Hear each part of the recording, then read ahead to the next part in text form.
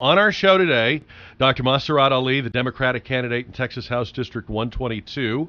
We were talking a little bit off the air. You're a doctor, you're a researcher. You actually do stem cell research, right? Yes, I do quite a bit of that, but mostly we are dealing with prostate cancer test, breast cancer test, and we do human genome research, how to use the genes to define or to discover new diseases. And obviously stem cells is out there. I think this is the best hope that we have come along in a very, very long time. Could there be a gene for career politicians, do you think? Is there a way to maybe test a baby to find out if 50 years later they'll be earmarking bills? I'm going to have to do some test on myself. Yeah, that's right. You'd be the first subject. Dan Rivas is here, former private investigator and veteran and world traveler. Yeah, he can help me with it. He can. And Jade Esteban Estrada, who is a top drawer comedian, goes all over the country. Where's your next gig? My next big gig is in Chicago on October 7th. I open a new show called the Menudo Monologues. Oh, nice. Over at North Central University, and that's I'm really excited about that. Every year, no, actually this year I did 2. I'll have 2 premieres of a brand new show, and I'm really excited to bring it to Chicago first. Very good. All right, we'll hear more about that as we go. 65% of Texans in a new survey want an Arizona-style immigration law for Texas. One of the candidates for governor this year, the Libertarian candidate, her main platform is saying Texas has to act unilaterally to protect its border. So let me ask you about this story that's in the news today. A restaurant here in San Antonio, Sausalito on Nacogdoches Road, is seeing criminal charges against its owner and managers for employing illegal immigrants and conspiring to do so. Is this the way to fight illegal immigration, to go after businesses, Dan, that have employed them? Or is it like squeezing a balloon? You stop it here and it just goes over there. The Obama administration is sending mixed signals here. And okay, I'll say it, if it was a black enterprise, they wouldn't be touched. So I don't quite understand what they're doing here. If you want to stop immigration, you got illegal immigration, you've got to go to the border. Well, I don't know why they went with this company. My guess is that it was probably a tip and they had an informant. But my guess is that they didn't conform to something that they were asked to do at an earlier time. But either way, all they got to do is this the way to stop it? No, that's not the way to stop it. And the only thing these guys have to do is do what everybody else does and play the race card. We're being discriminated against because we're Hispanic, and it'll fly Well, I'm off the sure people chart. will say, "Hey, why is it just this restaurant? I mean, isn't this rampant in the restaurant business and the hospitality?" There's always something behind. industry. There's always something Right. behind the scene.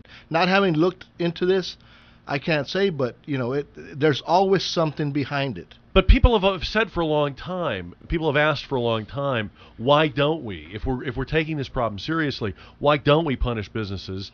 And I think the real reason for that is that we're not sure we want to. We're not sure that we really want to do away with that stream of cheap labor and the effect it has on prices. It's like opening a can of worms. It would change a lot of things. I think people are really tentatively. I think they'll this might have happened because they're supposed to do it. But I think it's like sticking your toe in the pond to see if it's really cold or really hot. I don't think we're ready for any kind of big shift in this. Although people are screaming for it on paper, I don't think people are prepared for the reality of that kind of totally new shift in the way we live. Dr. Ali, you were mentioning earlier coming from India.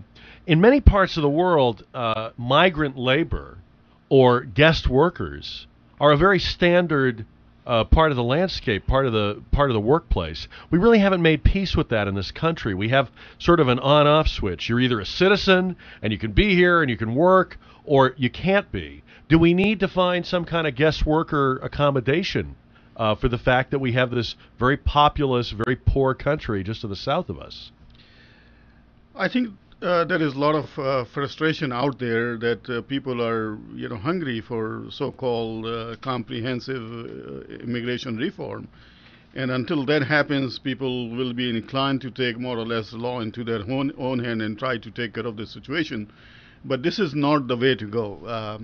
As Jade said, that we are opening a can of worms. You're not supposed to be policing yourself, but sometime there is no way out. I think the federal government has to do a better job of doing what they are supposed to be doing, and this is the result of what is happening in Arizona, and the same thing is coming here in Texas, that until that happens, these kind of situation will emerge.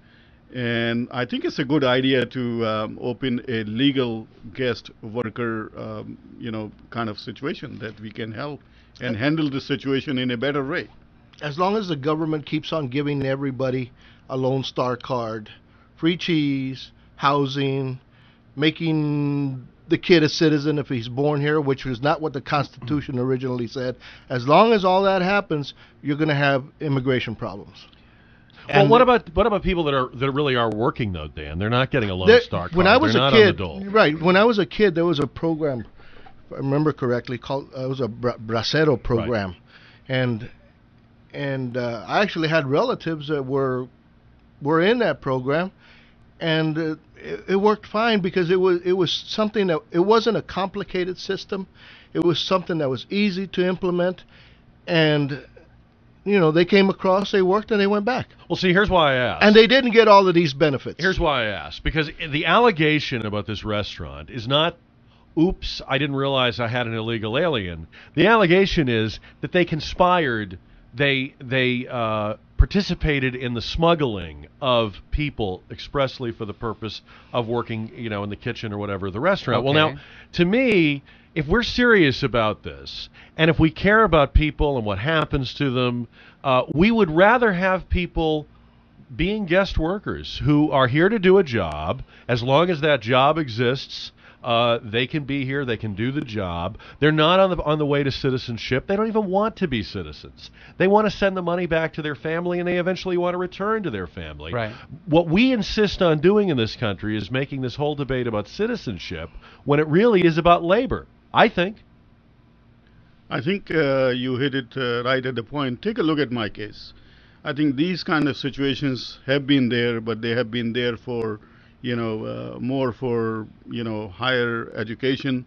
I came on, for example, guest scientist program 30 years ago on so-called H-1 visa, and but that is only limited to if you have masters or PhD or scientist or IT professionals. And I think if we can create another category which is does not require these higher qualifications, and that has, as you said, Jack, no strings attached, that you will become a citizen or something. You just hired as a worker. You will be here as long as you have a job, and then you are legal, you pay taxes, and you are responsible.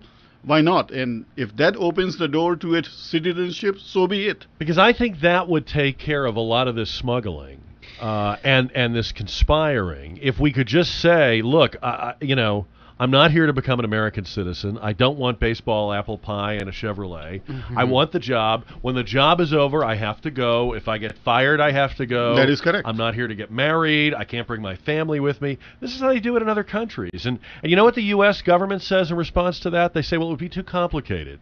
If UPS can track a package anywhere in the world, minute to minute, I think the U.S. government could figure out how to track guest workers. Well, that has been the problem. I think you give too much credit to the government that they are able to then do hire this. UPS to do it. Let me give you one example. My nephew, who has been here just for a few months, and he is a student here at UTSA.